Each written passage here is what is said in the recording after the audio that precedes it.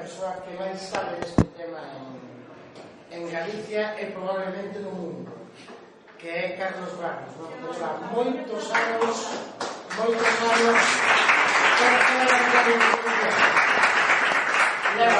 anos adaptados a este tema, incluída a escritura dunha tese de doutoramento que foi precisamente sobre este tema. Pero ademais vou facer unha pequena confidencia, espero que me perdone. Carlos Barros é a segunda vez na súa vida que entra nunha prisión, porque a primeira vez que entrou nunha prisión foi, se quere contar como algo se mencionará, non foi precisamente como conferenciante, porque Carlos Barros foi preso político na época do final do franquismo. Entón, digamos que isto vai ser especial para nós, pero creo que tamén vai ser un pouco especial para ele, non? Entón, sin máis, porque eu non sou protagonista de nada, vamos deixar aquí con Carlos que nos vai falar da que me debo aquí Irmandiña, non? E agora xa podes aplaudir.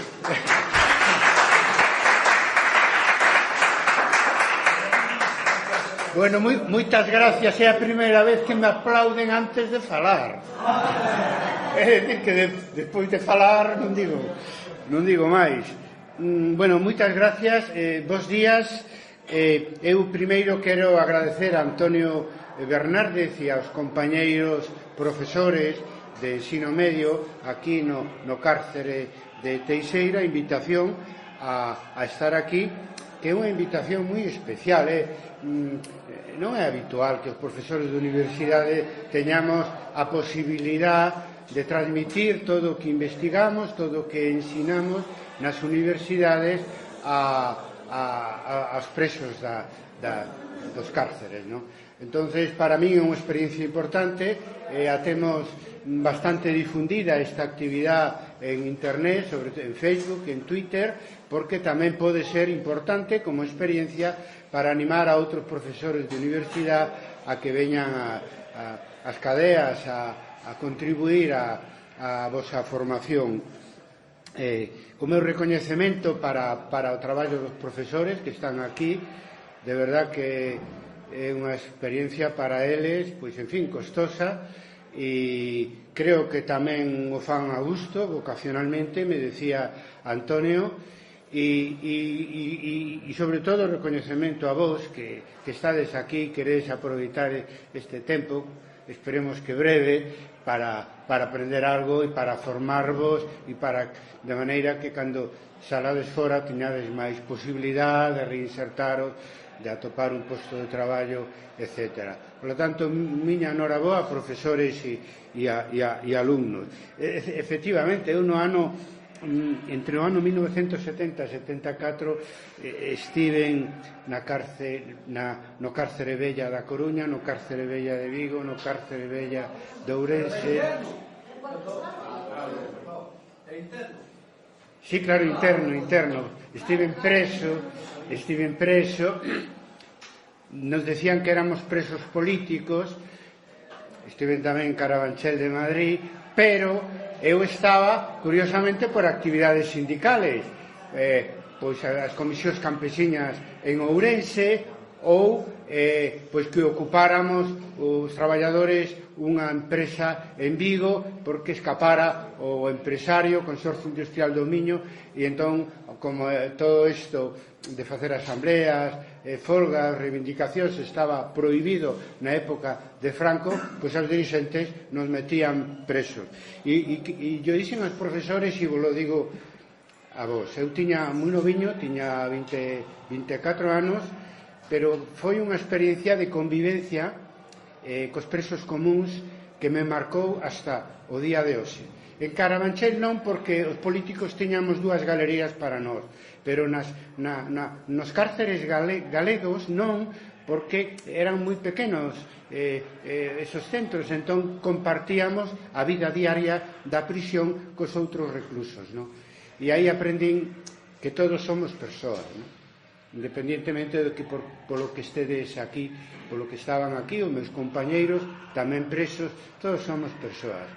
E eu sei que iso está na teoría da reinserción social e todo eso, pero unha cousa é lelo e outra cousa é vivilo.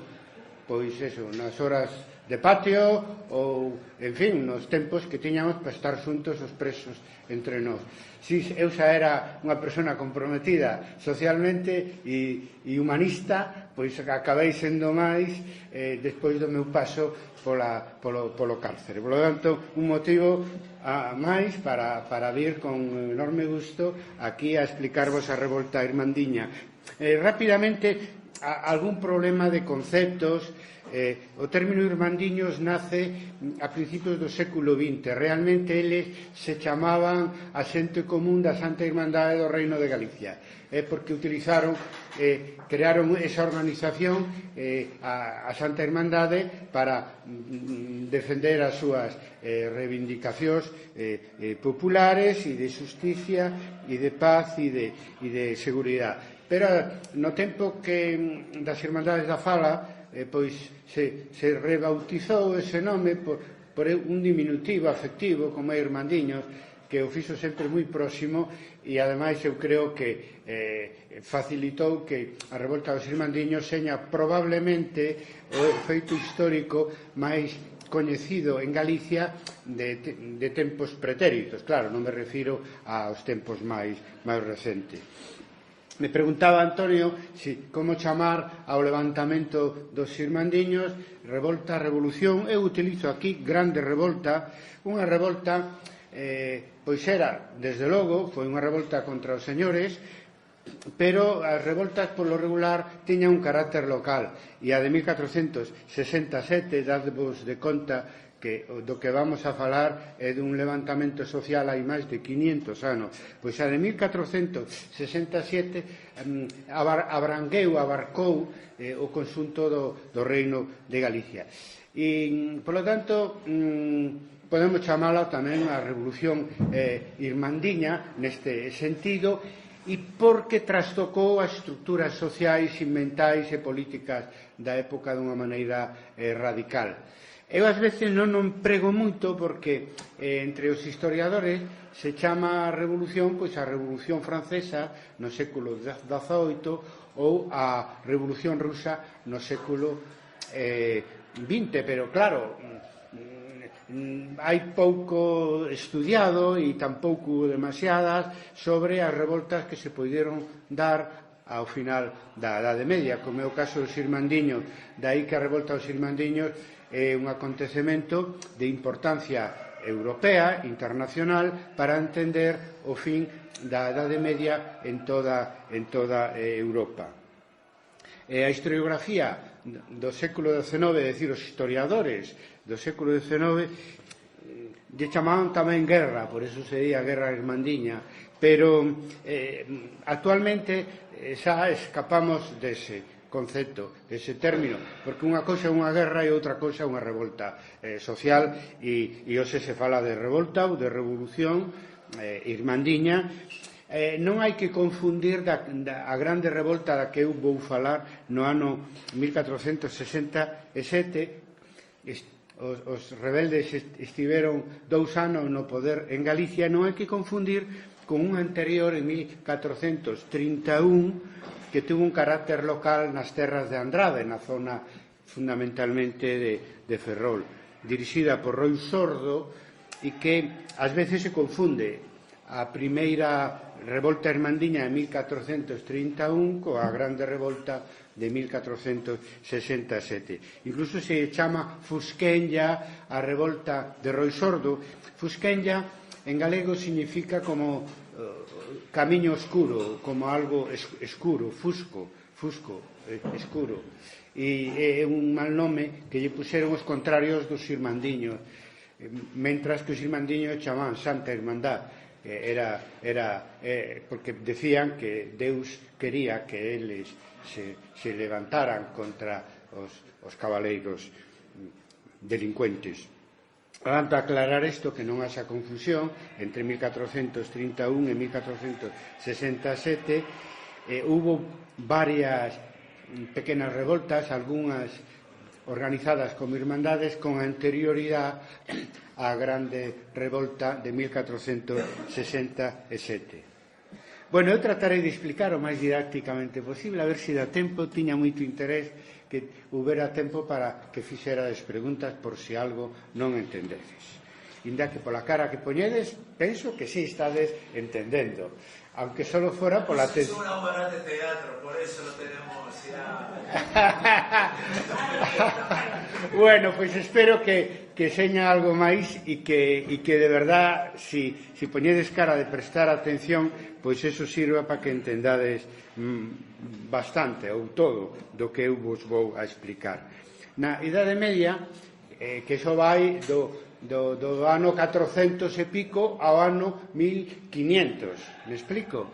É dicir, do século V ao século XV, 1000 anos de historia que houbo antes da época moderna en toda Europa. Pois, o sistema social da época medieval se chama o feudalismo, non? E é un sistema onde había señores e vasalos.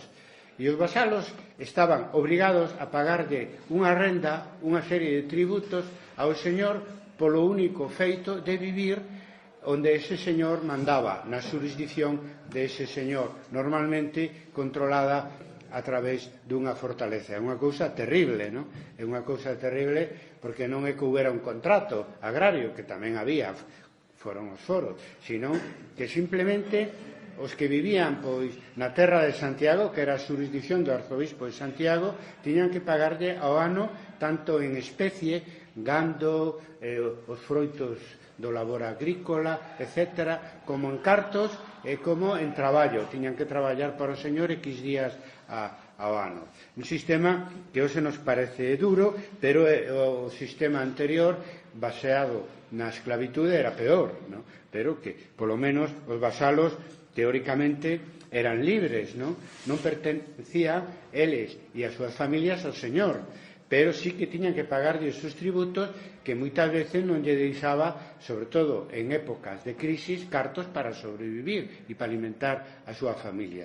Era un réxime un pouco duro e que se agravou esa dureza a partir de 1348, porque o feudalismo como sistema social e económico entrou en crisis, como a crisis do capitalismo que estamos vivindo desde o ano 2008 e que en España se agravou extraordinariamente a partir do ano 2010. Entón, decimos 1348 porque, inda que a crisis é algo anterior, tuvo lugar unha peste negra, unha epidemia que se estendeu entre a poboación e matou un tercio da poboación europea. De cada 3 matou un membro da sociedade. E que iso, claro, deixou sin xente para traballar os campos e as cidades, non?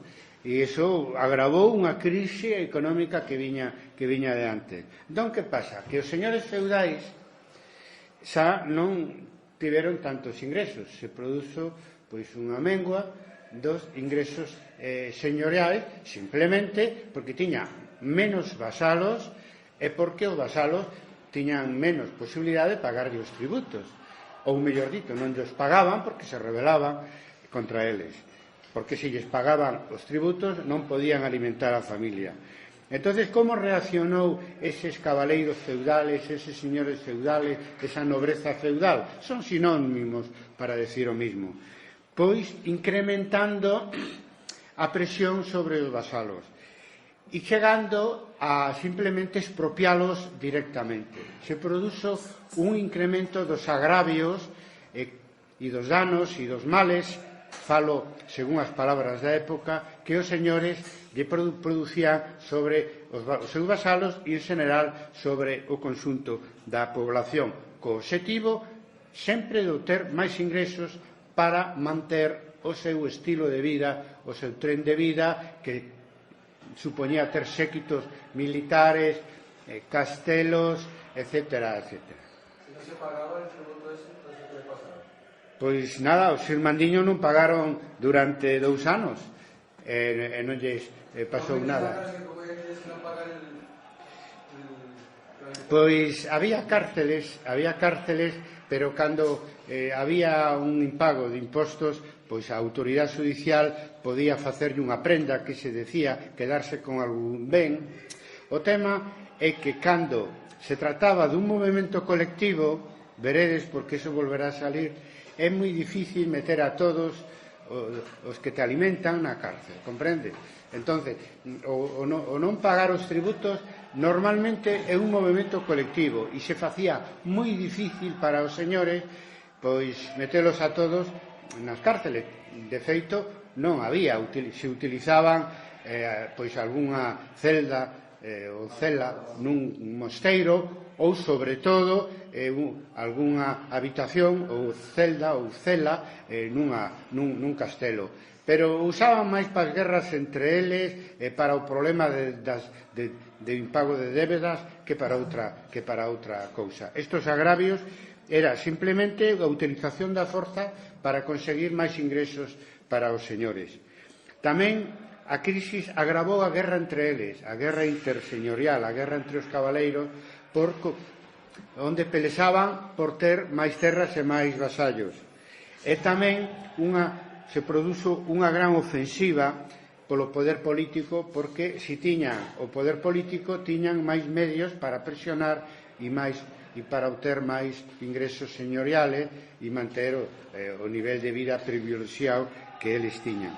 En 1366, casi 20 anos despois do inicio da gran crisis económica e social, na Península Ibérica, na Coroa de Castela, se produce unha ofensiva da nobreza para facerse co poder da monarquía, unha guerra pola Coroa de Castela entre dous reis, que terminou 2 anos despois, en 1369, e supuxo unha derrota para o reino de Galicia, para todas as súas clases sociais, porque a maioría de Galicia apoiou a Pedro I de Portugal, que, digamos, era un rei, diríamos, máis liberal, que Enrique II Trastámara, que foi quen ganou a guerra civil, e se produzo o cambio da nobreza tradicional que existía en Galicia e no conxunto da Coroa de Castela por unha nobreza moito máis violenta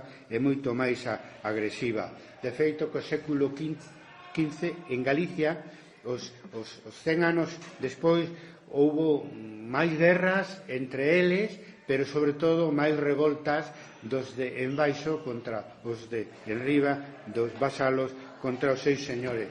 O primeiro que fixo esta nova nobreza, que se chama Trastamarista, é ocupar os bens da Igrexa. A maior parte das xurisdicións das terras de Galicia estaban en mans dos mosteiros e das catedrais, que en general era un poder sobre os vasalos máis benigno que o poder da nobleza laica. Eso hai que dicilo porque está ben documentado.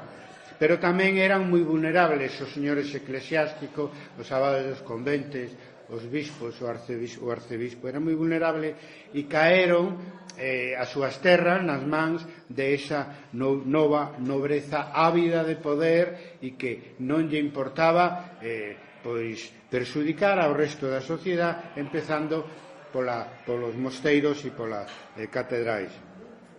Logo incrementaron os tributos sobre os vasalos, os seus e os vasalos que roubaron aos mosteiros e as catedrais, e logo fixeron algo que é moi importante porque é o que provoca a revolta irmandiña máis que outra cousa, e é que se convertiron eles e os seus homes en delincuentes. É dicir, que os irmandiños xustifican a revolta. Eu estudiei isto nun libro, A mentalidade justicieira dos irmandiños. Xustifican a revolta porque decían que os señores facían roubos, homicidios, rescates, secuestros de persoas para obter rescates, violacións de mulleres, e iso está moi ben documentado. Era unha denuncia constante que ia dirixida hacia os señores feudales e hacia os seus soldados e os seus homes. Os roubos máis normales era de vacas e bois para alimentar os soldados das fortalezas e os secuestros era algo que facían directamente os señores feudais para obter diñeiro pois dun mercador, de un comerciante ou dun campesiño rico, e as violacións das mulleres pois era algo que surde sempre cando hai un sistema de opresión, neste caso de opresión social, pero que as mulleres naturalmente os que iban a roubarlle no campo ahogando pois violaban a rapaza que estaba a cuidado dese gando. De feito, nos anos anteriores á revolta irmandiña se decía en Galicia que os cabaleiros eran os malfeitores do reino. Eso era moi grave porque, en principio, o señor do feudal era quen tiña que administrar xusticia. Entonces, se prendeu un fortísimo sentimento de indignación porque os que tiñan que facer xusticia, eles mesmos eran os maiores delincuentes. Naturalmente, eso temos unha experiencia cercana. Porque surde no ano 2011, o 15 de maio, o movemento dos indignados, que parte dun movemento global que se iniciou no norte de África e que ahora mismo está en Francia, pero que recorreu medio mundo, de indignados contra ese poder financiero, eses bancos que se benefician da sociedade e que non cumplen función social ninguna, e ademais que eles provocaron a crisis que nos obligou a todos para rescatar os bancos, pois sacar diñeiro que tiña que estar adicado a planes sociales e darlle aos bancos para que poideran resurdir dunha crisis que provocaron eles mesmos. Entón, a indignación que se provocou, digamos, nos últimos anos en todo o mundo pola crisis orixinada pola gran banca, pois os pode dar unha idea do que pasou en Galicia hai 500 anos. A verdad é que ese sentimento de agravio, ese sentimento de indignación é algo común a todas as revoltas sociais, desde Espartaco hasta os indignados. É algo común. Non é só que te opriman, non? Porque hai sistemas de opresión que teñen unha parte de opresión importante estable, non? Que dura moito tempo. Non, o que indigna a xente de abaixo é que te engañen, que te mintan, e que os que tiñan que, neste caso, volvendo a Galicia no século XV, que impartir justicia son os maiores delincuentes, é dicir, os malfeitores do reino. Bueno, decir que a revolta irmandiña na primavera de 1467 foi un gran éxito porque naquel momento existía un vacío de poder na coroa de Castela, porque había unha guerra civil tamén, é a segunda guerra civil da que estou falando, pero a diferencia entre anteriores, bueno, a diferencia que pasaron 100 anos dende a guerra Trastámara, pois ben, outra guerra entre Enrique IV de Castela e a nobreza de Castela, que enarbolaba a bandeira do príncipe Alfonso, que é o irmán minor do lexítimo, e que simplemente se rebelan contra Enrique IV. Entón, en Galicia, en general, a poboación era, excepto a nobreza, era partidaria de Enrique IV, o rei lexítimo, e lle solicitan que se creen irmandades en Galicia para manter a orden pública. Isto é habitual xa dende o século XIII, de que en momentos de guerra civil, de inestabilidade, pois as cidades piden que lle deixen crear unha institución que ten capacidade militar, porque crea milicias armadas para manter o orden público en momentos de guerra e de inestabilidade. Bueno, o que pasa é que en Galicia a Irmandade, cando chega, porque tardouse 2 anos en conseguila, no ano 1467, as cidades e tamén os concellos rurais utilizan a Irmandade como instrumento para ir contra os señores, porque eles creían de verdad, e eu creo que se pode, eu o demostrei cos datos, que os señores eran os maiores delincuentes do reino. Entón, e que as fortalezas eran niños de malfeitores, é dicir, en castelán, nidos de malhechores, como cuevas de malhechores, niños de malhechores. Son niños de malfeitores. Entón derrocaron todas as fortalezas de Galicia. Eu teño documentadas unhas 150, pero probablemente señan a mitad das que derrocaron, deixaron a fortaleza de Tambre como exemplo de como eran antes, digo eu, porque tendo dominada militarmente o conxunto de Galicia, a Santa Hermandad tamén podía derrocar a de Pambre, pero logo lles gustaba decir que se derrocaron todas menos a de Pambre. Nese sentido, creo que justificaría falar dunha grande revolta, dunha gran revolución que derroca todas as fortalezas do poder opresor, do poder empregando unha palabra da época, malfeitor, malhechor, etc. E con eso elimina a base coercitiva do poder feudal, é dicir, a base que tiñan os señores feudais para impoñerse sobre o conxunto da sociedade, que eran os castelos, as torres, as fortalezas. Por fortuna, en 1984, un profesor que xa desaparecido da miña facultad, Ángel Rodríguez González, edita o preito Tavera Fonseca, onde entre dous arzobispos que 60 anos despois, un que era o saínte e outro que era o entrante, pois fan unhas probanzas, unhas informacións, buscan testimuñas por toda Galicia para saber por que se derrocaran as fortalezas da terra de Santiago, que era o maior señorío feudal de Galicia, ocupaba case a mitad de Galicia. E quenes derrocaran esas fortalezas? Entonces chaman a testimuñas a favor e testimuñas en contra. E as testimuñas a favor, moitos deles, 60 anos despois, foran protagonistas, pois tendo 15, 20 ou 25 anos da revolta, e outros eran descendentes dos propios irmandiños. Entón é moi excepcional porque podemos darlle voz aos protagonistas da revolta.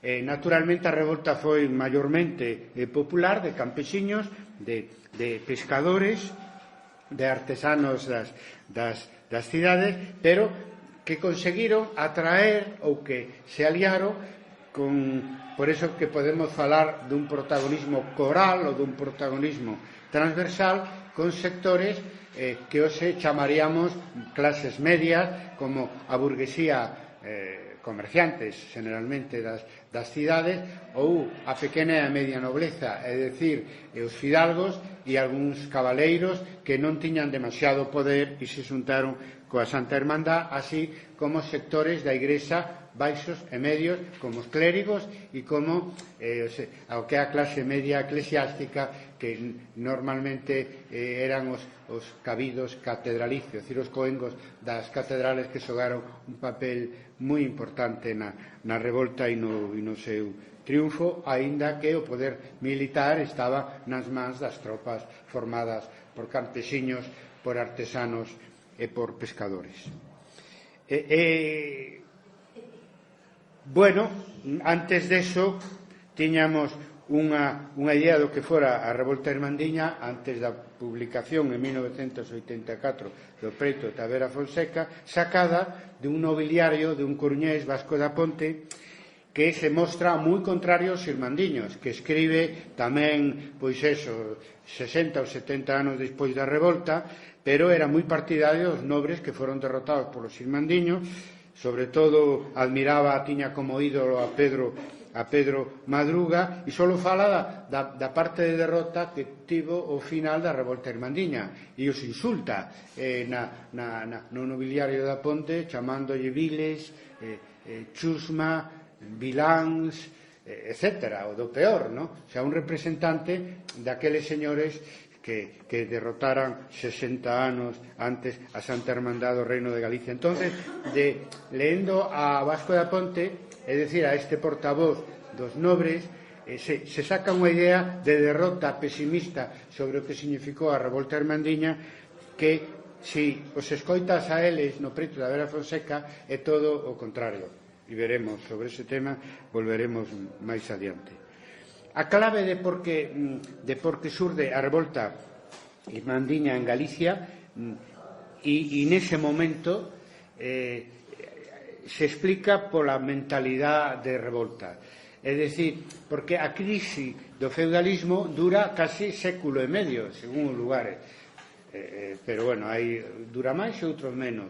Pero a revolta aquí en Galicia non se dá inmediatamente despois do inicio da crise, senón que se dá, pois, casi 150 anos despois. Claro, entón, por que estalla nese momento, estoupa nese momento?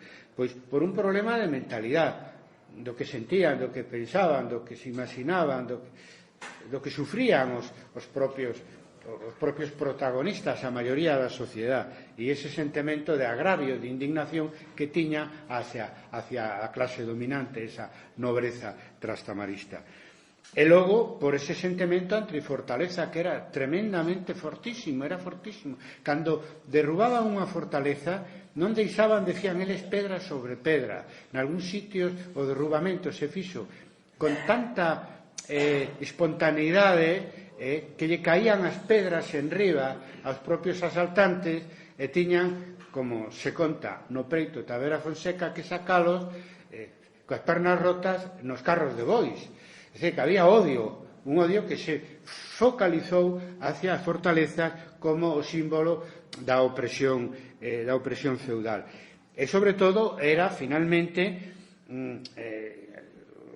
foi unha revolta antiseñorial, é dicir, había, ademais de indignación e de sentimento antifortaleza, había unha conciencia antiseñorial moi profunda e moi estendida. De feito, durante 2 anos de poder irmandiño non pagaron os tributos, foi un fenómeno generalizado, sacando algúns foros, poucos, pero algúns foros, porque o foro era un contrato máis igualitario, pero os tributos feudais non se pagaron, e a Santa Irmandad, coa súa estrutura organizativa, sustituiu aos señores en todas as jurisdiccións de Galicia, sin excepción. Tanto a nivel dende o alcalde se facía un alcalde por cada 3 ou 4 parroquias, pois desde o alcalde local hasta as cidades, cubrindo todo o campo. É dicir, que os señores foron desposeídos das súas fortalezas e do seu poder sobre a población, do dereito jurisdiccional, e, polo tanto, do dereito a cobrar tributos. Isto o di un cura irmandiño, Ruy Vázquez, en 1468, un ano despois da revolta, que decía que os señores ficaron desnudos como viñeron ao mundo, sin terra en el vasalos. Despois se estende que eso era por culpa de que atacaban a Igrexa, que a Santa Irmandad truxo de Deus a este mundo, en fin, un milenarismo irmandiño que é moi importante tamén. Entonces, os irmandiños, ademais, foron extraordinariamente hábiles no trato co rei, porque o rei necesitaba o apoio de Galicia na guerra civil que libraba en Castela, porque aquí non houbo batallas de esa guerra, simplemente o triunfo da Santa Irmandad convertiu Galicia nunha terra de paz, e nin siquiera participaban defendendo ao seu rei ali en Castela.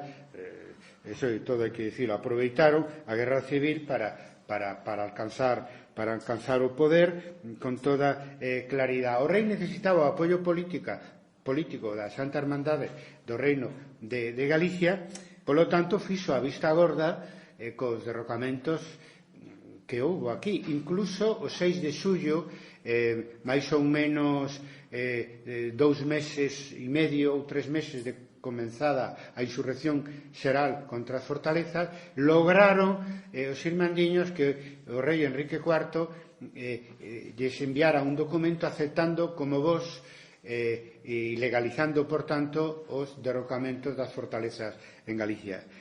Bueno, por interés mutuo, ¿no? Pero foron moi hábiles nese sentido, e tamén coa axuda da Igrexa para que o nome oficial da Irmandad, Santa Irmandade, fora sentido, ¿no? É dicir, que eles se cargaron de razón en canto que Deus estaba con eles non cos seus adversarios, os cabaleiros, que eran malfeitores e que, ademais, como dicen, se dedicaron a expropiar os bens eclesiásticos. Bueno, como foi na primavera de 1467 a insurrección, que se comeza en abril, din as testemunhas do preto Tavera Fonseca que cada xurisdición derrocaba a súa fortaleza, non? Cada quen se encargaba da fortaleza que tiña próxima, pero se formaron 3 exércitos tamén que tiñan itinerarios para derrocar as fortalezas grandes ou as que se resistían, e que logo se xuntaban e se axudaban entre sí, entre eles. Un exército no norte que foi o que perseguiu ao conde de Lemos hasta Ponferrada, 30.000 persoas armadas, non?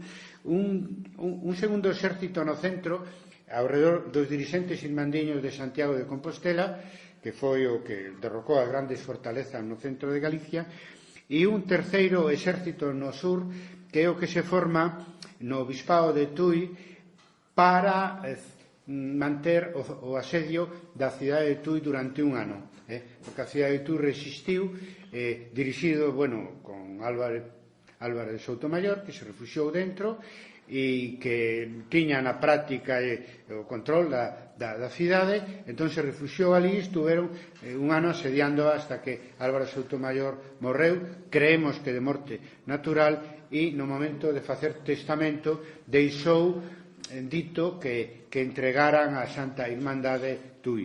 Por lo tanto, a cidade de Tui. Aí 3 exércitos. As armas non é como ás veces se pinta, que andaban con gadañas, con sachos e tal. Todo o mundo tiña armas na casa, porque as facían os ferreiros, porque eran armas, pois eso, dagas, espadas, cascos, lanzas, armas, como decía un colega, neolíticas, que xa metálicas. A arma máis sofisticada era unha ballesta, unha besta en galego, que claro, que hai traballo de carpinteiro e traballo tamén de ferreiro, no?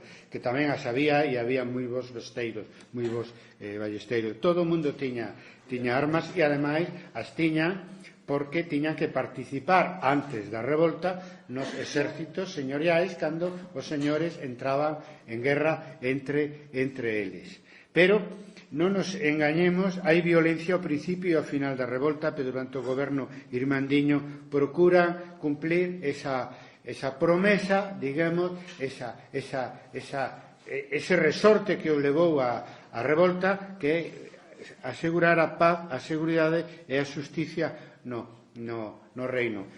Por exemplo, os dirigentes irmandiños de Santiago, os alcaldes, que é a maior autoridade irmandiña, e que ademais eran suíces, non? E entón tiñan que dirimir pleitos entre veciños e facer xusticia, non? Entón, nun momento dado, teñen que ir a derrocar unha fortaleza da zona da Estrada, a Barreira, que era do arzobispo de Santiago, e entón dice, vamos a deixar as pequenas justicias e vamos a facer as grandes justicias, que é derrocar as fortalezas dos señores. Ese era o gran obxectivo e o segundo gran éxito dos irmandiños. O primeiro, derrocar aos señores, algúns se resistiron bastante, derrotalos militarmente e logo derrocar as súas fortalezas e conseguir que durante 2 anos pois Galicia funcionara como un reino en paz e en seguridade. Bueno, paralelamente a este proceso que falamos medieval que leva a revolta irmandiña, hai que decir que durante a Idade Media se constituye a nacionalidade galega no ámbito social, cultural e incluso político. E entón a revolta irmandiña se dá no ámbito dese reino medieval de Galicia, ten que ver con esa identidade galega, hasta o punto que hasta onde chegaba e chegaose a lingua galega, pois houbo participación na revolta irmandiña, como é o caso do occidente de Asturias ou da zona do Bierzo en León, non? Ben, entre 1467 e 69, vimos dicindo, goberna os irmandiños Galicia e baixo a institución das seguinte, a Xunta Xeral do Reino de Galicia, que é o antecedente máis antigo da actual Xunta de Galicia.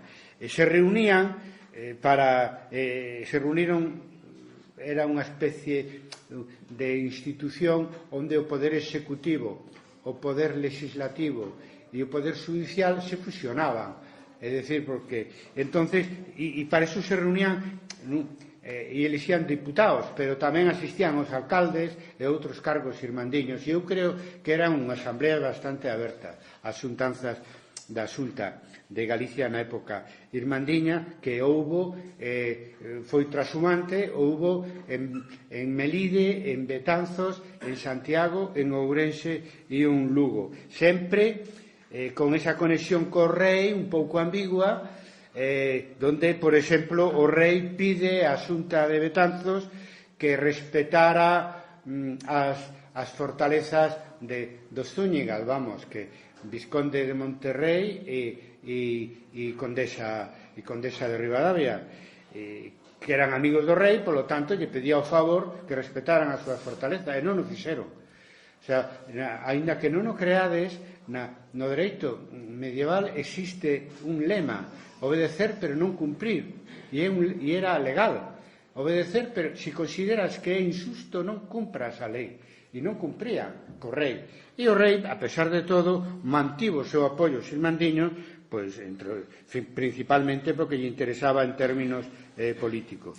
É dicir, que actuaban en nome do rei, incluso derrocaban as fortalezas dicindo viva el rei, porque eso lles axudaba para ir contra os cabaleiros, porque unha boa parte da nobreza de Galicia estaba en guerra contra ese mismo rei. Entón, eso era moi inteligente, pero logo non lle obedecían. É dicir, que nesos 2 anos de poder irmandiño, Galicia funcionou como un poder independiente e como unha expresión de unha nacionalidade que se empezou a formar nos séculos anteriores e que hoxe justifica que exista unha comunidade autónoma de Galicia. Non houve represión sobre os señores derrocaos, foron neso tamén moi listos. Bueno, os máis recalcitrantes os botaron fora de Galicia. Xa dixen o caso do Conde de Lemos, tamén o arzobispo Fonseca, que nese momento houbera unha revolta anterior, xa estaba fora de Santiago, en Redondela, tan pronto estoupou a revolta irmandiña e empezaron a derrocar fortalezas, se pasou a Monsao, en Portugal, e logo finalmente en Salamanca, que era de onde viu despois para intentar retomar o poder en Galicia, porque a súa familia, os Fonseca, eran de Salamanca. E logo tamén o Soutomaior, e sobre todo Pedro Madruga, que tivo que escapar para Portugal. E logo hai nobres que simplemente se adaptaron ao poder irmandiño. Bueno, algúns se refuxiaron en mosteiros, outros andaban como Sueiro Gómez de Soutomaior, apoiado por algúns dos seus campesiños que se apiadaron del, pois de casa en casa, medio escondido. Outros, estou estudiando o caso de Ribadavia, que depois do final da revolta irmandiña aguantou un ano asediada, e dentro estuveron durante a Ribadavia irmandiña unha serie de nobres pequenos, medianos, vamos, todo aquel que discrepaba con esa oligarquía feudal, esas 5, 6 ou 7 familias da gran nobleza, pois se apoiaban na revolta irmandiña porque tamén tiñan problemas e con esa oligarquía tan violenta da nobreza tras Támara. Uns se adaptaron no exilio interior, outros fuxiron, pero en ningún caso podendo mataron a ningún ni a ningún membro da súa familia. E además temos un diálogo no Preito Tavera Fonseca entre un alcalde irmandiño popular, seguramente un campesiño, e un señor que coa súa familia está encerrado, pechado nun mosteiro. Non sei de que tiñan que falar, non? Pero algo tiñan que falar, e o irmandiño na porta e o señor dentro. E o señor fai o xesto de quitar o bonete, unha especie de gorro. Así como un pouco irónicamente saudar ao alcalde irmandiño, que era a autoridade. E o alcalde Irmandiño lle dixo: poña usted o seu bonete e dé gracias a Dios porque lle respetamos a súa vida.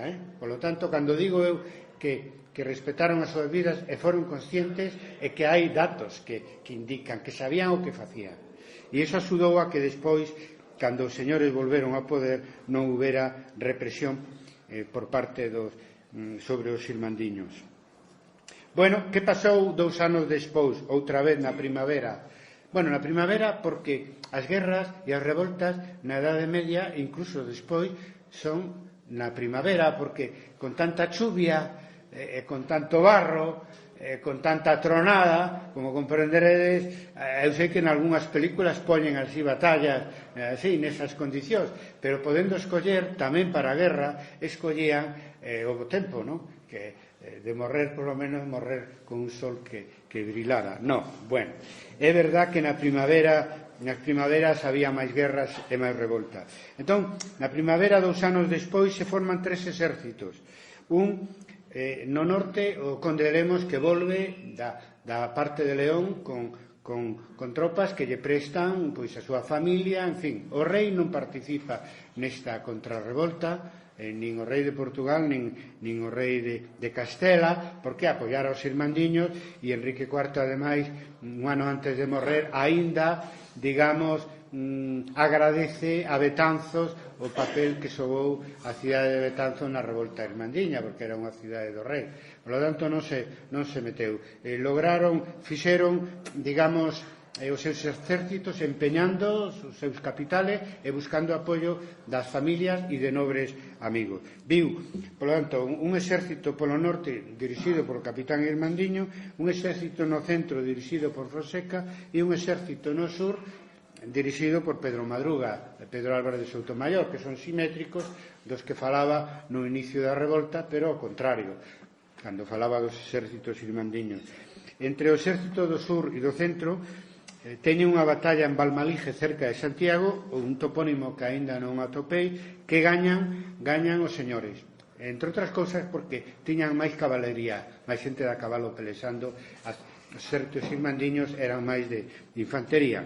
A partir desa victoria se dispersa e cada señor vai á súa xurisdición para intentar tomar o poder de novo.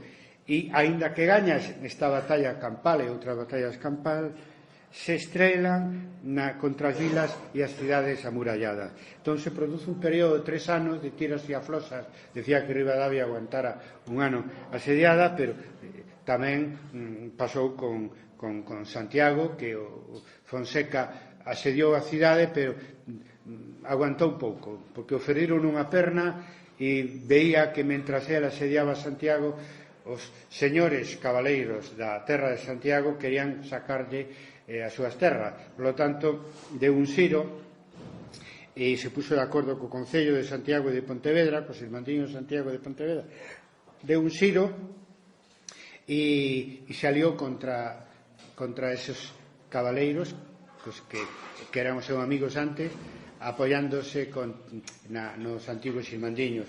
Empezaron unhas batallas moi distintas, por exemplo, onde estaba Fonseca e Alonso de Lanzos contra os moscosos na zona de Santiago. Por lo tanto, a derrota final foi relativa, no?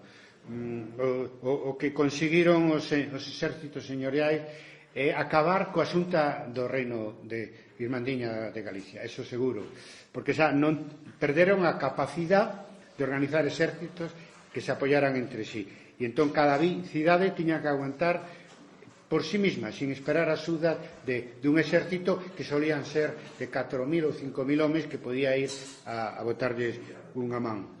Pero tamén, vista esta situación e a dificultad dos señores para retomar o poder e que os vasalos volveran a ser vasalos deles, pois naturalmente tiveron a dúbida de que facer cando volvían ao poder, non? As fortalezas as tiñan derrubadas, o primeiro que querían é reconstruir as fortalezas e, polo tanto, intentaron e lograron reedificar algunhas. E logo había o debate entre eles de si reprimir aos irmandiños ou non.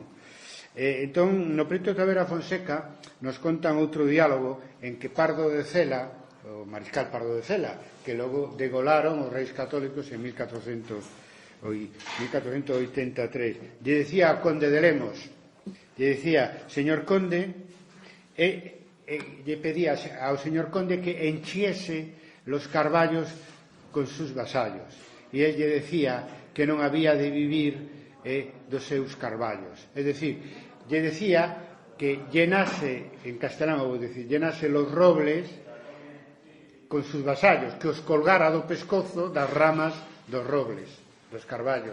E decía que, claro, que non había de vivir dos carballos, que necesitaba os vasalos vivos, porque o problema que tiñan os nobres é que fora tan irresistible e tan generalizada a revolta dos irmandiños que se poñen a matar xente, pois se iban a quedar sin vasalo, aparte de que se matan selectivamente algúns, non ia haber maneira de restablecer o cobro das rentas señoriais, non iba, porque estaban moi bravos, as armas seguían téndonos nas casas e demostraran un poder militar moi grande. Entón lle quedou máis remedio que pactar con eles en todas as cidades, principalmente, para poder entrar nelas e aceptar o feito de que non houbera represión. Por lo tanto, podo dicir que non hai un solo caso de dirixente irmandiño represaliado que meteran preso ou que mataran os señores cando volven a Galicia 2 anos despois do inicio da revolta irmandiña. Eu sei que iso choca moito porque estamos acostumados a que as revoltas acaban nunha desfeita, na represión, pero na historia hai máis casos que eses, que non acaban de revoltas triunfantes. Se cadra un argumento máis para decir que foi unha revolución que triunfou, logo houve unha reacción e logo, de alguna maneira, veremos, volveron tamén os irmandiños, pero iso pasou coa Revolución Francesa, que logo viu Napoleón, ou coa Revolución Rusa, que logo viu Stalin, mil cousas. Non é tan lineal, tan simple, pero esa victoria inicial deixa unha pegada, unha huella na historia que non desaparece, xenera uns cambios para sempre, e o cambio maior que xenerou a revolta irmandiña en Galicia é derrocar, destruir o sistema de fortalezas que tardara séculos en formarse. Entón non tiñan o poder coercitivo os señores. Entón, bueno, no único sitio onde non se houbo reedificación de fortalezas foi no arcedispado de Santiago, que xa digo, cubría case a mitad de Galicia, polo xiro de Fonseca en favor dos irmandiños no propio ano de 1469, e logo, con todo, nesos anos 70, nos 10 anos que siguen a revolta irmandiña, pois son anos de reacción, non? De reacción, de contrarrevolución moi forte. A nobreza laica logra reedificar certo número de fortalezas, pero en 1480 os envían os reis católicos a dous personaxes, Fernando de Acuña e Alonso de Chinchilla, que volven a pedir apoio dos irmandiños, se forman milicias populares de novo e se derrocan como mínimo hasta 40 fortalezas reedificadas polos señores despois da revolta irmandiña. Foi como se diose das eleccións que temos o 26 de xuño, unha segunda volta da revolta irmandiña, pero iso sí, xa donde quen dirixía non era a xunta dos irmandiños, sino o poder público que os reis católicos intentaban crear nese momento a partir de 1480 en Galicia. Polo tanto, eu penso que podemos falar da revolta irmandiña como unha victoria histórica, se falamos sobre todo no plazo medio e no plazo largo, simplemente porque tiña o vento a favor da historia. En toda Europa, entre o século XV e o século XVI, se está cambiando de un mundo feudal, medieval, a un antigo réxime con un Estado moderno, logo con un Estado absoluto. Entón, nese cambio é onde hai que situar, nese cambio de era, onde hai que situar a revolta irmandiña. En outros sitios, esa transición á Idade Moderna non se deu coa participación popular que se deu en Galicia e tamén en Cataluña cos países de Remensa. Entonces, que conseguiron os irmandiños? Primeiro, unha audiencia pública, é dicir, unha xusticia pública que non dependía dos señores a partir de 1480 e da creación da Audiencia de Galicia na Coruña en 1480. Porque este é un cambio revolucionario, porque a xusticia, igual que vamos a ver, o cobro de rentas, de impostos, digamos, a formación de exércitos e a administración de justicia pasa no orixe da Idade Media, da monarquía aos señores. Cada unha a súa xurisdicción tiña esas tres funcións. Entonces, no fin da Idade Media, entre o século XV e XVI, o Estado recupera a función judicial, a función militar e a función facendística. E iso é un cambio moi grande e moi requerido polos irmandiños, que houbera unha justicia pública que non dependera dos señores, pero incluso dependía dos señores incluso para os xuicios pequenos de todo tipo, de todo tipo, era unha cousa horrible. Entón, unha xusticia pública que podía ser injusta, naturalmente, pero de todas maneiras non era a xusticia señorial. É un gran éxito. Outro gran éxito, xa o dixe, é acabar para sempre co sistema das fortalezas e entonces dai ven o tránsito da Galicia dos castelos á Galicia dos pazos. E, en terceiro lugar, un cambio de clase dirixente que se produzo co fin da cabalería feudal de esa oligarquía da nobreza trastámara. Primeiro, porque gran parte das súas atribucións, as máis importantes, quedan no man do Estado moderno, que mantén a figura da Xunta de Galicia durante os séculos XVI, XVII e XVIII, pero sin atribucións, como un simple apéndice do Estado, non como na época irmandiña, que a Xunta foi unha creación popular. Entón, claro, entre esa oligarquía feudal e o Estado, pois, para a xente da época foi un cambio progresista importante. Logo, quen sustituiu a esa nobreza que quedou despois da revolta irmandiña e despois dos escarmentos que fixeron os reis católicos, pois a maior parte foron absorbidas pola nobreza de Castela, etc. De feito, a documentación sobre a nobreza galega na época medieval está en arquivos fora daqui, en Castela, en Andalucía, etc. Entón, que quedou en Galicia? Unha igrexa que aparecía como un poder máis light, máis suave, digamos, que o poder feudal duro, non? E que certamente está sendo centralizada. Aquí sempre hubo a mellor algún arzobispo de Santiago que viña de Castela, como o caso de Fonseca e antes del de Rodrigo de Luna, pero eso vaise generalizar, non? De todas maneiras era un poder máis suave, pero como a xestión sobre todo dos mosteiros sae fora de Galicia, pois eles acaban tamén poñendo intermediarios que entre os campesiños e o mosteiro, ou entre os campesiños e a catedral. Tamén o que quedou de poder jurisdiccional de vasalos da gran nobleza fixo o mismo. Se creou unha clase, a fidalguía intermediaria, que acabou sendo a clase dominante na época moderna en Galicia, que os habitantes dos pazos, que cobraban os foros e, insisto, unha relación para os campesiños que, comparado cos tributos feudais, era moito máis suave e moito máis elevadeiro. Claro, todos gañaron os que participaron na revolta irmandiña, claro, porque os sectores, a Igrexa, menos que apoiou máis ou menos a revolta irmandiña, menos o arcebispo de Santiago, que logo, despois da revolta, se reconciliou cos irmandiños, pois gañou que recuperou todas as jurisdiccións. É dicir, a Irmandade, a Santa Irmandade, xa lle dera algunhas de devolver ao mosteiro, unha catedral, sobre todo os mosteiros, algunha terra usurpada por algún señor laico, pero logo co Estado moderno a Igrexa recupera todo eso, gaña, non?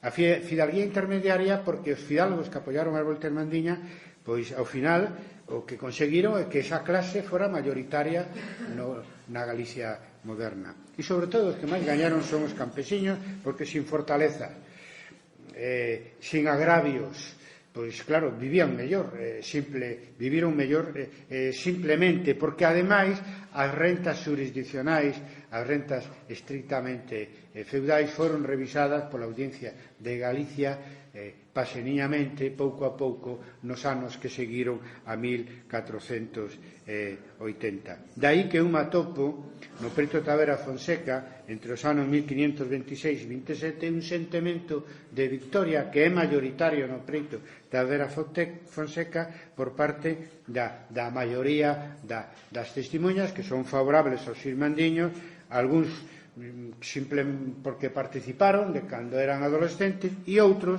porque oíron na casa contar normalmente por parte dos seus pais ou de veciños ou dos propios dirixentes irmandiños o que fora a revolta irmandiña, porque os dirixentes irmandiños desta maneira morreron todos na cama, non? Morte natural, polo tanto algúns chegaron hasta moito despois. Os dirixentes irmandiños en Santiago 30 anos despois eran aínda resedores do Concello de Santiago, mantiñan contacto coa xente que participara na revolta 30 anos atrás. Polo tanto, un sentimento de victoria simplemente porque a paisaxe de Galicia social cambiou radicalmente, hasta que, pasados os anos, pero moitos anos, o propio foro, que é a relación entre señores e campesiños que quedou, pois se transformou nun obstáculo, pero hubo que esperar ao século XX para que houbera movementos campesinos fortes contra o foro, hasta que o foro desaparece no século XX. Por lo tanto, esta victoria en 1467-69 explica que cando as comunidades de Castela 1520-21 non houbera escaso apoio e escasa participación de Galicia nesas comunidades que se iban dirixido non contra os señores feudais, sino contra o Estado, nese caso contra Carlos V. Por lo tanto, que o balance de esa revolta para a xente foi positivo, pero claro, para a identidade galega non tanto. Creada tamén na época medieval e que exhibían con orgullo os propios irmandiños cando decían que fora un levantamento da xente común do reino de Galicia, non? E entón, nese sentido, se produzo a partir do século XVI un proceso de centralización social que afectou sobre todo aos grupos dirixentes, que a partir do século XVIII transformouse nun proceso de centralización cos Borbóns na época borbónica, na época do Estado absoluto, moito máis duro, non? Pero, en fin, esa é outra historia. Quero dicir que o balance da historia é que se gaña e outras veces se gaña e se perde, non? E a historia do final da revolta irmandiña que se gañou e se perdeu. E sobre esa idea, esa identidade e da centralización que supoñía a absorción de Galicia no Estado centralista, pois vos podo decir que non se veía como unha perda por parte dos seus protagonistas, que tiñan, como en todas as épocas, como preocupación principal, pois eso, liberarse da opresión e poder vivir mellor sin pagar tantas rendas e sin que os propios señores que tiñan que garantizar a paz foran os seus peores enemigos. Nada máis e moitas gracias.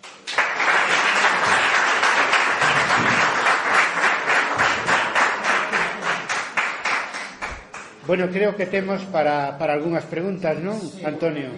Se algúns que traballases no tema este, a mí, a ver, eu queria dar grazas por estaros aquí e contar un pouco a historia dos irmaniños. Preguntarle que pensan ustedes se hoxe en día a onda pode continuar e que pensan a xente que está non contra o Irmandiño hoxe en día, e se que a única loita que se perde é que se deixa. Bueno, a loita sigue. Te refires a Encontro Irmandiño o que era o que logo foi a Nova como grupo político, sí? Sí. Ah, vale. Bueno, a min o que máis me gusta é que se utiliza a palabra Irmandiña pois para un partido político, para a selección de fútbol galega que chaman a Irmandiña. Eso indica que a memoria continúa. Entón, as loitas de Anova, de Ague, de Marea, eu diría que do Bloque tamén, etc. Sobre todo dos indignados, pois son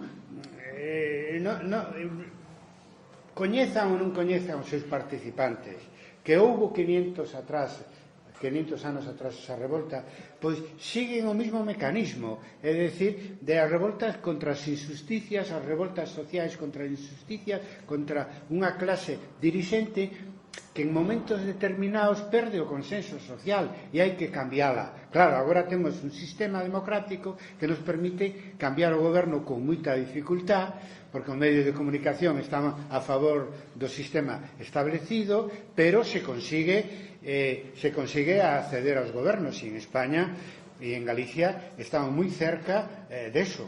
Y tan cerca como que a mellor en España se consigue que Podemos, que nace dos movementos indignados, poida estar no goberno a partir de dentro dun mes, ou non, pero se non é esta, será na próxima, ou que na selección de outono de outubro deste ano se podamos ter en Galicia unha xunta que poda sentirse orgullosa de que o término Xunta de Galicia ven da revolta dos irmandiños. Neso somos optimistas, por eso insisto moito no aspecto de victoria que tuvo a revolta irmandiña, incluso nesas condicións tan duras donde quedaba solamente a vía da violencia para cambiar o poder.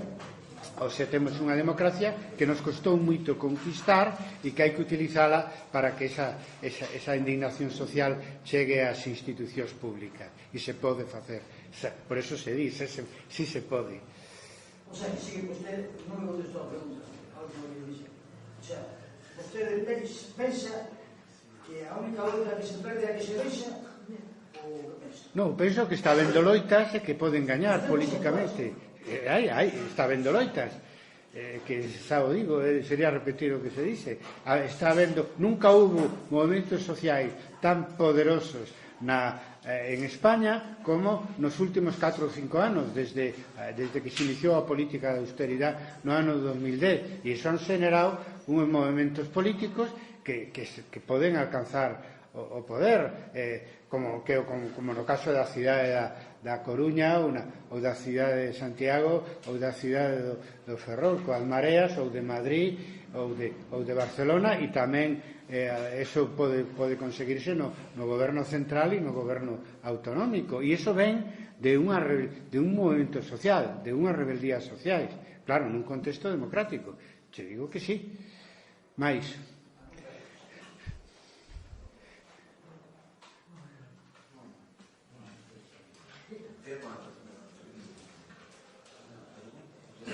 bueno, preguntas, podedes facelas en castelán, as preguntas tamén. Home, yo te la haría en castelán porque yo soy asturiana. Bueno, te contesto en castellano. ¿Cómo derrumbaron los irmandiños las fortalezas? ¿Tenían catapultas? ¿Qué tenían? Vamos a ver, a catapulta utilizábana para o asalto, ¿no? Para vencer a resistencia, e tamén en bombardas, é dicir, uns pequenos cañóns alargados que con pólvora botabanlle unhas balas que normalmente daquela eran de pedra, pero sobre todo grandes catapultas, trabucos, que se chaman, que botaban unhas pedras redondas enormes e que están todas as fortalezas das que se conservan restos ou se se escava, hasta as topamos na Rochaforte, se atoparon enormes, e para derruir as murallas, non, e entrar. Pero bueno, unha vez conquistada, non todas se conquistaron pola forza, porque algunhas se rendían simplemente, porque aí Dos años yo leí que ponían muchos nombres de fortalezas y tal. Eso. No, todas se derrubaron nos primeiros meses, todas, porque foi un movimento moi rápido, foi unha insurrección que se estendeu por toda Galicia, e había dous sistemas para que a Irmandade se fixera coa fortaleza. Primeiro, sustituía ao alcaide por un alcaide posto pola Santa Irmandad, normalmente un fidalgo que era da Santa Irmandad, porque ao principio non estaba claro se había que derrubala ou simplemente tomar o control. De feito, a decisión de derrubala foi bastante espontánea, e eu creo, consecuencia, creo eu, de que algunhas se resistiron. Entonces, cando os tiñan que tomar por asalto, eso supoñía que iba a haber mortos por parte dos irmandiños e feridos. Entón, cando entraban, as derruían. E iso acabou estendendo o sistema de derrubalas por toda Galicia. Algúnas, xa digo, se rendiron a Santa Irmandad e outras hubo que tomala por asalto. Logo, cando as derrubaban, empleaban dous sistemas, un por enriba e outro por abaixo. Un por enriba ir tirando as pedras de enbaixo a enriba, e outro por enbaixo é facer un gran burato e poñer dentro unhas madeiras e plantarlle lumo. E en algúns casos, cando se trataba de fortalezas que se rendiron a Santa Irmandad, se contrataba a mestres, canteiros, para que eles mismos a derrubaran. A mellor foran eles quenes a construíran e tiñan que derribala e lle pagaban un precio.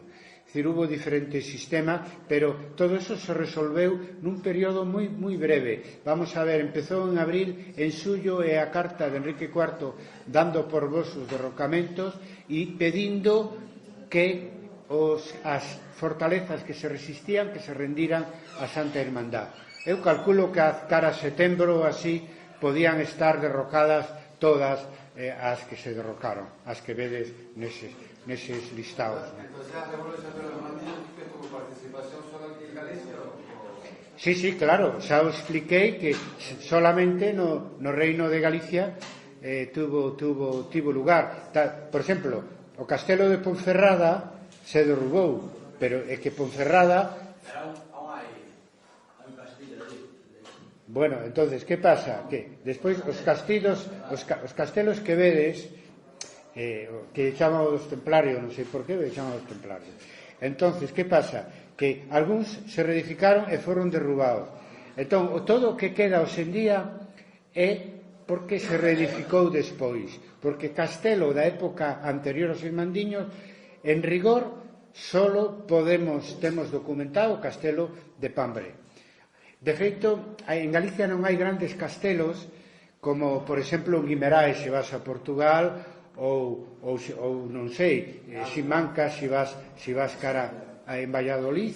Non hai, porque cando os que se reedificaron máis pequenos, máis modestos, porque costaba moita xente e moito diñeiro facer un castelo. Requiraba, e a nobreza non tiña recurso, e aínda que intentou presionar os vasalos para que prestaran servicio para edificar fortalezas, o conseguiu nunha medida mínima, e de feito, se queredes ver un castelo grande, pois non nos hai, porque incluso os que se reedificaron máis pequenos en Galicia, o cual é un problema para o turismo cultural. Pero xa digo, cando falaba de identidade, pero para a xente era bo derrubar esas fortalezas.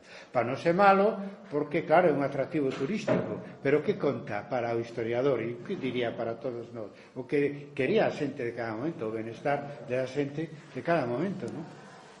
Que era máis temido? Roixordo, Lanzós, Osorio... Sí, foron dirixentes. O máis temido, mira, de verdad que hai tamén algo de mitoloxía. Roixordo foi da primeira da revolta de 1431. Logo, os que a Ponte lle deu máis sona, máis fama, foi aos capitáns irmandiños que eran nobres, porque era moi habitual de que cabaleiros e fidalgos serviran militarmente a Irmandad, porque eles tiñan por oficio a milicia, entón lles axudaron. Entón conhecemos a Osorio, a Lanzós, a Diego de Lemos, pero hai López Pérez, Mariño de Lobeira eu que sei, en Pontevedra, pero nuno do ausente en Ourense. Fidalgos e cabaleiros os atopamos na parte militar que ten a revolta. Pero o importante, no proxecto de Adela Fonseca, por exemplo, aparecen como un máis, porque os líderes máis importantes son os líderes civis, e son os alcaldes irmandiños, sobre todo un que non está moi lonxe daqui, que é Xoán Branco, que era un notario de Betanzos, que tiña contacto directo co rei Enrique IV, que Betanzos era do rei, e el foi todo, foi alcalde irmandiño, foi diputado para a Xunta e foi capitán xeral. É o único caso en que se fala dun capitán xeral dos exércitos irmandiños, cousa que non se di dos fidalgos, Lanzós, Osorio e Lemos. Por lo tanto, eu iso aprendino no preto de Adela Fonseca, onde a maioría son populares das testemunhas. E o líder irmandiño máis citado é Xoán Branco de Betanzos. Agora, que pasa? Que a nobreza destaca como adversarios, lóxicamente, aos que son, digamos, da súa categoría, aos dirixentes irmandiños que eran cabaleiros, que eran fidalgos, que eran nobres tamén, porque non soportaba a idea dun capitán irmandiño que non fora nobre, ou de un dirixente irmandiño civil, un alcalde que fora mercador, que fora artesano, carpinteiro, etc., que eran a maioría deles. A maioría dos cento e pico, casi 150 dirixentes irmandiños que teño localizado, a maioría, desde un punto de vista cuantitativo, eran populares.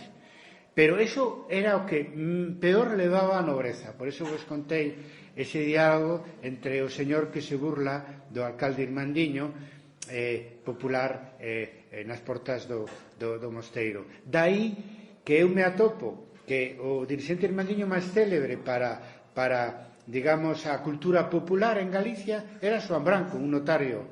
E, sin embargo, para Vasco da Ponte e para a nobreza eran Lanzós, Osorio e Lemos, que o único que se mantuvo fiel hasta o final da súa vida foi Alonso de Lanzós, porque, claro, Osorio e Lemos e os outros nobres, acabada a hermandad, digamos que retomaron a súa carreira nobiliaria.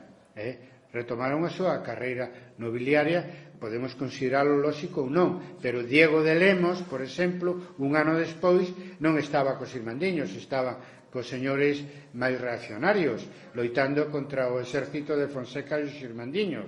Comprendes? É dicir, de todas as maneiras, eles aportaron moito, aportaron a experiencia militar aos exércitos irmandiños.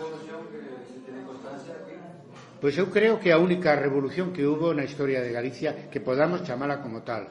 Sí, porque os mártires de Carral foi unha revolta, non? É dicir, unha revolta social ou sociopolítica de envergadura como a dos irmandiños non hubo outra na historia de Galicia. Esa non foi a primeira, que será a única. La única que podamos considerar unha gran revolta ou unha revolución especificamente galega. Aquí hubo revoltas, na época do século XIX, múltiples revoltas liberais, mil cousas, pero así como unha gran revolta especificamente galega, a revolta dos irmandiños, sin dúbida. Como tal, na revolta, ademais, controlando o poder. Que triunfa, porque consigue o poder durante 2 anos, que para o século XV eso é moi importante, non? E simplemente, en fin, eso é recoñecido por outros historiadores con dificultad. En España bastante, desde os anos 70 se está coñecendo bastante a revolta irmandiña. En Europa eu fago esforzos, pero se descoñece, se fala da Jacquerie francesa, no ano 1358, pero durou 10 días e foi un motín de campesiños que, ademais, como todas as primeiras revoltas na baixa Edade Media, acabou mal. Porque para poder triunfar hai que ter capacidade militar e as primeiras revoltas campesiñas na Europa medieval acababan sendo reprimidas e asusticiados os seus dirixentes. Bueno, pues acaba de sonar una consigna. Antes acaba de sonar la sirena, como aquí nos dependemos de nos solamente, pero vamos a darle uns obsequios. Teño a debilidade de facer unha foto futbolística aquí con nós. Foi unha tiña, bravo, bravo.